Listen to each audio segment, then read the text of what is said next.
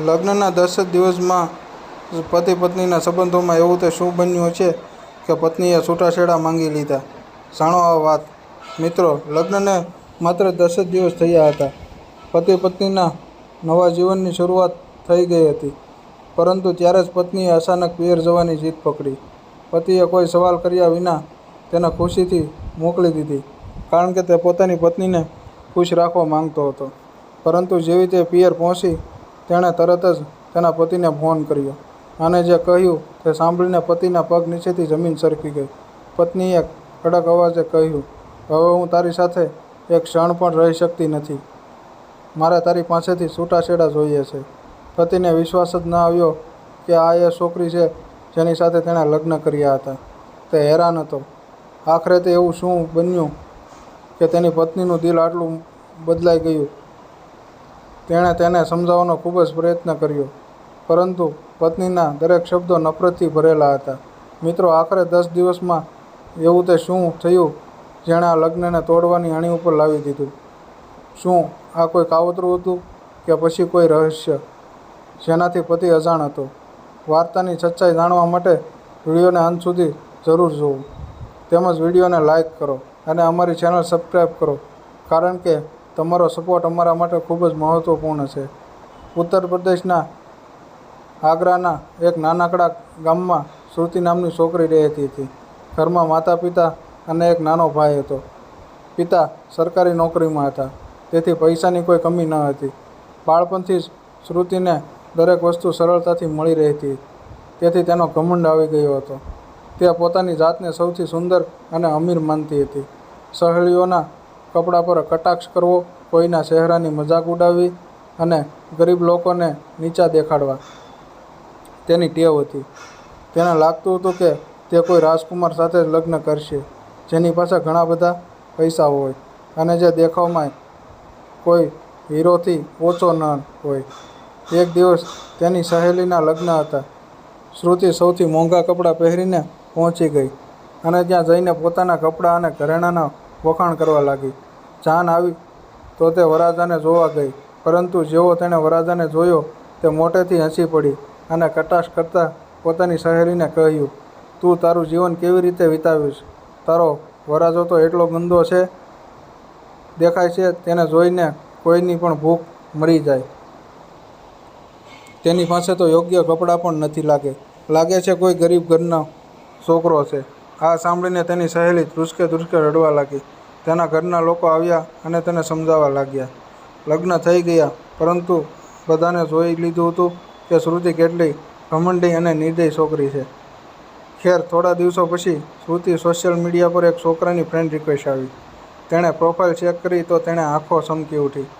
એક મોટું farm house, મોંઘી ગાડીઓ, આલિશાન બંગલો, સ્વિમિંગ પૂલ, દરેક વસ્તુ જોઈને શ્રુતિને વિશ્વાસ થઈ ગયો કે આ છોકરો ખૂબ જ અમીર છે. તેણે તરત જ ફ્રેન્ડ રિક્વેસ્ટ સ્વીકારી લીધી. વાતચીત શરૂ થઈ ગઈ અને તેને ખબર પડી કે છોકરાનું નામ અરવિંદ છે. તે વિદેશમાં કામ કરતો હતો અને ખૂબ જ અમીર હતો. જ્યારે તેણે તે વિડીયો કોલ કરતો, ક્યારેક કોઈ મોટી ગાડી પાસે ઊભો રહેતો, ક્યારેક ફાર્મ હાઉસમાં, તો ક્યારેક સ્વિમિંગ પૂલમાં મજા કરતો જોવા મળતો. શ્રુતિને પૂરો વિશ્વાસ થઈ ગયો કે તે તેનો રાજકુમાર મળી ગયો. હવે શ્રુતિ અને અરવિંદની વાતચીત દરરોજ લાંબી ચાલવા લાગી.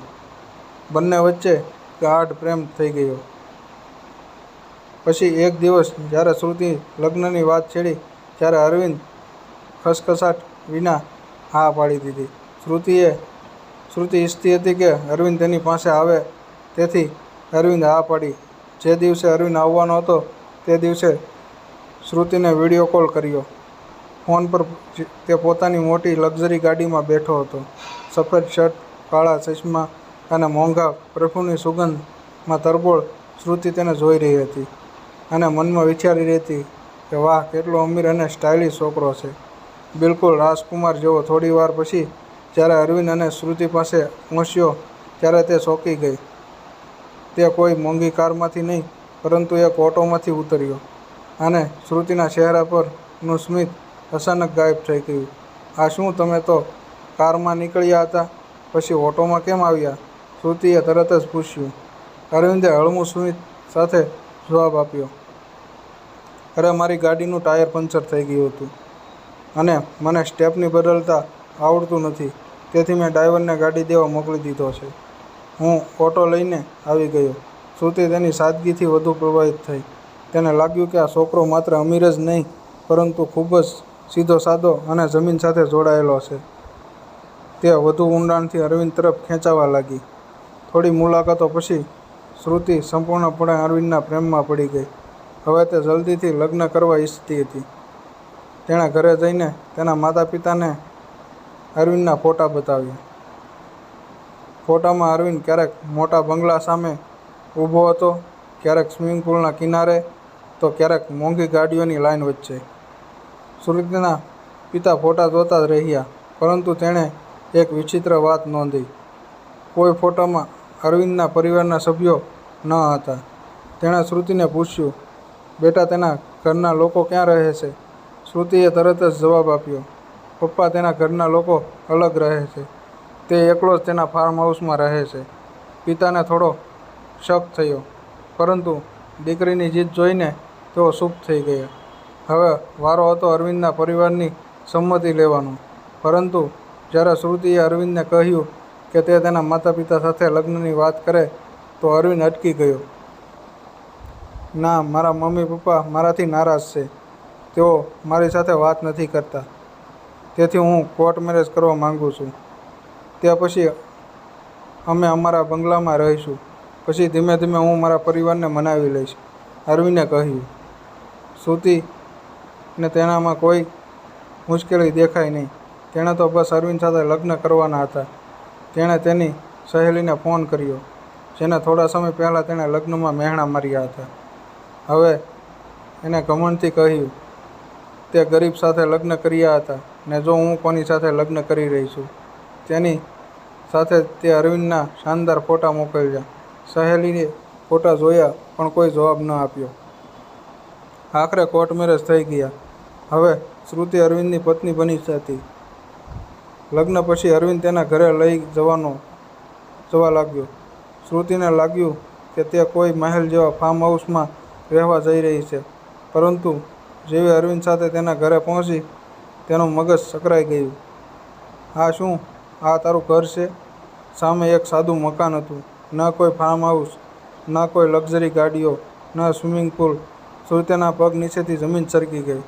તે અંદર પહોંચી તો અરવિંદે તેના પરિવારના સભ્યો સાથે પરિચય કરાવ્યો. સામાન્ય લોકો જેમનું જીવન સામાન્ય લોકો જેવું જ હતું.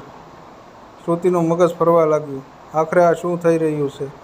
અરવિંદ તો કરોડપતિ હતો, તો આ બધું શું છે? સાંજે જ્યારે અરવિંદને પૂછ્યું ત્યારે તેના જવાબ સાંભળીને તેની આંખો રૂંધાઈ. અંધારું છવાઈ ગયું. જે કમાવું તેના વિશે મારા ઘરના લોકોને ખબર નથી. હું તેમને જણાવવા નથી માંગતો. થોડા સમય પછી તેમણે પણ ફાર્મ હાઉસમાં લઈ જઈશ, અરવિંદે કહ્યું. હવે શ્રુતિ સામે સૌથી મોટો સવાલ હતો, તેણે કોઈ અમીર માણસ સાથે લગ્ન કર્યા હતા કે આ બધું માત્ર દેખાડો હતો? પરંતુ જે સત્ય સામે આવવાનું હતું તે તેનાથી પણ વધુ ચોંકાવનારું હતું. શ્રુતિ મગજ ઝડપથી ફરી રહ્યું હતું. અરવિંદ તેની સામે જૂઠું કેમ બોલ્યું? તેણે પોતાના વિશે બધું ખોટું કેમ કહ્યું? આ સવાલોએ તેને બેચેન કરી દીધી. ખેર દિવસો વીતતા ગયા. હવે તેને એ ઘરમાં આવ્યાને 10 દિવસ થઈ ગયા હતા. એક દિવસ તે અરવિંદની 8 વર્ષની બહેન સાથે વાતો કરી રહી હતી. હસતા રમતા અચાનક તેણે પૂછ્યું, તમારા ભાઈ શું કામ કરે છે? નાની બાળકીએ માસૂમિયતથી જવાબ આપ્યો, ભાઈ એક બહુ મોટા સાહેબના ફાર્મ હાઉસ ઉપર કામ કરે છે. ત્યાં સાહેબ લોકો પાર્ટી કરવા માટે આવે છે. તો ભાઈ ત્યાં દેખભાળ કરે છે. શ્રુતિનું દિલ જોરથી ધડકવા લાગ્યું. તેણે તરત જ પોતાનો ફોન કાઢ્યો અને અરવિંદે મોકલેલા ફોટા તેને બતાવ્યા. બાળકીએ ખુશીથી કહ્યું, અરે આજ તો એ ફાર્મ હાઉસ છે જ્યાં ભાઈ કામ કરે છે. સાહેબ લોકો જ્યારે બહાર જાય છે ત્યારે ત્યાં રહેવાની પરવાનગી મળી જાય છે. શ્રુતિ જાણે જોરદાર આંચકો લાગ્યો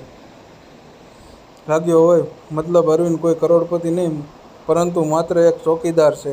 તેની આંખો ફાટી ગઈ. તે ઈચ્છતી હતી તો તરત જ અરવિંદ સાથે લડી શકતી હતી, પરંતુ હવે તેની એક બીજી રમત રમવી હતી. તેણે મનમાં નક્કી કરી લીધું કે તે પહેલાં પોતાની જાતને સુરક્ષિત કરશે, પછી આ જૂઠાણાનો પર્દાફાશ કરશે. સાંજ થતાં જ તેણે અરવિંદને કહ્યું, હવે મને ઘણા દિવસો થઈ ગયા છે, મારે પિયર જવું છે. અરવિંદ બેદરકારીથી કહ્યું, મારી પાસે સમય નથી, તું એકલી જતી રહે, પછી હું લેવા આવી જઈશ. શ્રુતિએ હસતાં હસતાં હા પાડી અને પિયર જતી રહી. પરંતુ જેવી તેણે પોતાના ઘરનો દરવાજો ઓળંગ્યો, તે સીધી પોતાના રૂમમાં ગઈ, ફોન કાઢ્યો અને અરવિંદને ફોન કર્યો. આજ પછી હું એ ઘરમાં પગ નહીં મૂકું, મારે તારી પાસેથી છૂટાછેડા જોઈએ છે. અરવિંદ ચોંકી ગયો. શું આવું કેમ બોલે છે? શું થયું? શ્રુતિ ગુસ્સાથી બોલી. તે મારી સાથે જૂઠું બોલ્યો. તું કરોડપતિ નથી, તારી પાસે ન કોઈ બંગલો છે, ન ગાડીઓ, માત્ર તું એક ચોકીદાર છે. મારે આ જૂઠા સંબંધોથી નથી રહેવું. હવે અરવિંદ પાસે કહેવા માટે કંઈ નહોતું. તે થોડી પળો ચૂપ રહ્યો, પછી બોલ્યો, શ્રુતિ, આપણા બંને એકબીજાને પ્રેમ કરીએ છીએ. જે થયું તે ભૂલી જા. પ્લીઝ, આપણા સંબંધને બચાવ. શ્રુતિ હસી પડી. સંબંધ જૂઠાણાના પાયા પર કોઈ સંબંધ ટકતો નથી. અરવિંદ હવે ગુસ્સે થઈ ગયો. ઠીક છે, જો તું ઘરે નહીં આવે તો હું જિંદગીભર તને છૂટાછેડા નહીં આપું. શ્રુતિના હાથ ધ્રુજવા લાગ્યા. તેણે ફોન કાપી નાખ્યો અને ધ્રુસકે લડવા લાગી. તેના માતા પિતા દોડીને આવ્યા. પિતાએ તેને ગળે લગાવી અને પૂછ્યું, શું થયું બેટા? હિબકા ભરતા તેણે આખી વાત કહી. તેની મા માથું પકડીને બેસી ગઈ.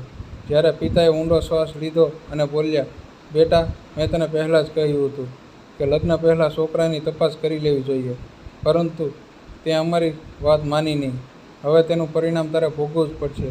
શ્રુતિએ પોતાના પિતાને જોરથી ગળે લગાવી અને રડતા કહ્યું, પિતાજી, મારાથી બહુ મોટી ભૂલ થઈ ગઈ. હું નાદાન હતી, પણ હવે સમજી ગઈ છું કે જિંદગીમાં ચમકદમક કરતાં સચ્ચાઈ વધુ મહત્ત્વની છે. શ્રુતિના પિતાએ તેને ગળે લગાવી અને પછી સીધા કોર્ટમાં લઈ ગયા. તેણે અરવિંદ સામે છેતરપિંડીનો કેસ દાખલ કર્યો. જ્યારે આ સમાચાર શ્રુતિની શહેરી સુધી પહોંચ્યા, ત્યારે તેણે તેની મજાક ઉડાવવાનું શરૂ કરી દીધું. કોઈ હસીને બોલી, તે વાહ, તારો રાજકુમાર તો તને સપનાના મહેલમાં લઈ જવાનો હતો, પણ અસલમાં નીકળ્યો એક ફકીર.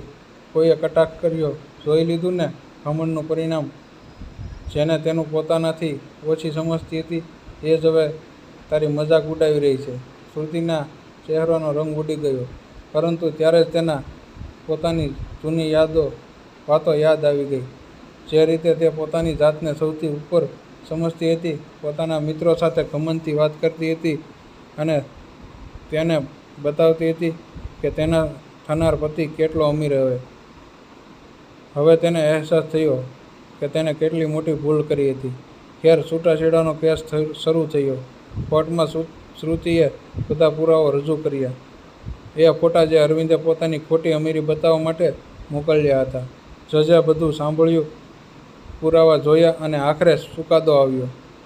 શ્રુતિએ અરવિંદના છૂટાછેડા થઈ ગયા, પરંતુ કહાની પૂરી નથી થતી. અરવિંદ પર છેતરપિંડીનો આરોપ સાબિત થયો. તેણે શ્રુતિને ખોટા સપના બતાવ્યા. તેણે છેતરી, કાયદાએ તેને સજા સંભળાવી અને તેને જેલમાં મોકલી દેવામાં આવ્યો. હવે શ્રુતિ એકલી ઊભી હતી, તૂટેલી, હારેલી, પરંતુ તેને સૌથી મોટી શીખ એ હતી, તેણે પોતાના માતા પિતાની વાત માની નહીં. ઘમંડમાં આંધળી થઈ અને આખરે તેની દુનિયા વેર વિખરાઈ ગઈ. હવે સવાલ તમારા મનમાં, શ્રુતિ સાથે જે થયું તે યોગ્ય હતું? અરવિંદને જે સજા મળી તે યોગ્ય હતી? તમારો અભિપ્રાય શું છે? નીચે કોમેન્ટમાં લખીને અને જણાવજો. અને આ વાર્તા બીજાની સાથે શેર કરજો, જેથી આવી ભૂલ કરતાં પહેલાં કોઈપણ છોકરી કે છોકરો 100 વાર વિચાર કરે. તેમજ જો આ વાર્તા તમને ગમી હોય તો વિડીયોને લાઇક અને અમારી ચેનલને સબસ્ક્રાઈબ કરો. ફરી મળીશું એક નવા વિડીયોમાં આવી જ પ્રેરણાદાયક અને ભાવાત્મક, દિલને સ્પર્શી જાય તેવી વાર્તા સાથે. ધન્યવાદ.